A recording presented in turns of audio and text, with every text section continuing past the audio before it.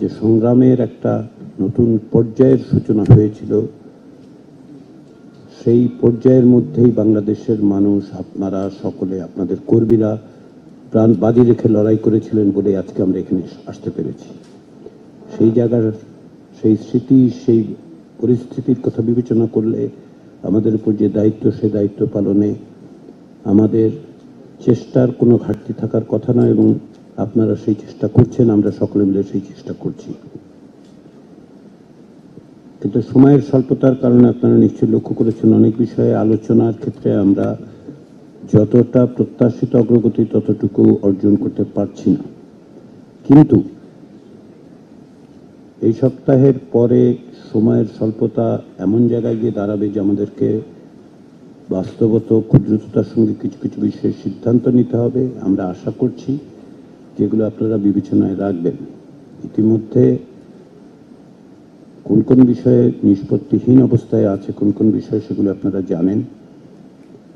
আমি আবারও রাজনৈতিক দলগুলোর কাছে আমার আন্তরিক ধন্যবাদের পাশাপাশি অনুরোধ করতে চাই যে আমাদেরকে একটি জাতীয় সনদ তৈরি জায়গায় যেতে হবে, সকলে মিলে যেতে হবে, যতদূর সম্ভব সকলে মিলে যেতে হবে। এবং সেজন্য আমাদের প্রত্যেকেরই কিছু না কিছু অবস্থানগত পরিবর্তন অতীতে গত এই আলোচনার মধ্যে আপনারা দেখিয়েছেন, সেটা আপনারা অব্যাহত রাখবেন আশা করি। কিন্তু সময়ের স্বল্পতাটা বিবেচনাটা করুন, যাতে করে আমরা খুব দ্রুত জুলাই মাসের মধ্যেই একটা জাতীয় সনদ প্রণয়ন করতে পারি। মৌলিক বিষয়গুলোকে যেন এই জাতীয় সনদে সকলের বা অধিকাংশের বা যতদূর সম্ভব সকলের মতামতের মধ্যে দিয়ে আমরা এক জায়গায় আসতে পারি। যেটা আমি একাধিকবার বলেছি, আসলে কমিশন কোনো আলাদা এন্টিটি নয়, এটা কোনো আলাদা সত্তা না। কমিশন আপনাদের, আমাদের সকলের অংশীদার। ফলে যদি আমরা কোথাও কোথাও ব্যর্থ হই, সে ব্যর্থতা আমাদের সকলের, কমিশনের একার নয়। কমিশনের ব্যর্থতা যদি হয় তাহলে এটা সকলের মিলের ব্যর্থতা হবে। সেই জায়গায় আমাদেরকে বিবেচনা করতে হবে যে ব্যর্থ হওয়ার কোনো সুযোগ নেই। যে দায়িত্ব আমাদের উপর অর্পিত হয়েছে, সে দায়িত্ব রাজনৈতিক দল হিসেবে আপনাদের উপর, আমরা তার অংশীদার হয়েছে মাত্র। কমিশন আপনাদের প্রচেষ্টার অংশীদার হয়েছে। কমিশনের আলাদা করে একটা সত্তা হিসেবে যুক্ত হয়েছে এই আলোচনায় তা নয়।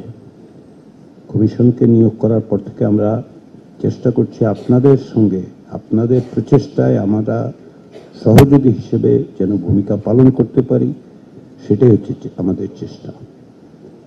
ফলে আমাদের সকলে মিলেই সফল হতে হবে, এবং সাফল্যের মাপকাঠি হচ্ছে আমরা একটা কাঠামোগত সংস্কারের ব্যাপারে একমত হতে পারছি কি পারছি না। এর কিছু কিছু জিনিস আমরা ইতিমধ্যেই একমত হয়েছি, কিছু বিষয়ে আপনারা প্রাথমিক পর্যায়ের আলোচনায় একমত হয়েছেন, আর কিছু নিষ্পত্তিহীন অবস্থায় আছে, এগুলো আমরা আলোচনা করব। আগামী কয়েকদিনের মধ্যে আলোচনায় আমাদেরকে এই সমস্ত বিষয়ে সিদ্ধান্ত নিতে হবে, এবং সেই সিদ্ধান্ত গ্রহণের ক্ষেত্রে আমরা যেন আমাদের প্রত্যেকের দায় এবং দায়িত্ব অনুভব করি, এবং আমরা যেন স্মরণ করি যেন আমরা কিভাবে এইখানে এসে উপস্থিত হতে পেরেছি, এই প্রক্রিয়ার মধ্যে কি প্রত্যাশা মানুষের, এবং সেই প্রত্যাশা পূরণে আমরা প্রত্যেকেই কে কি ভূমিকা পালন করলাম।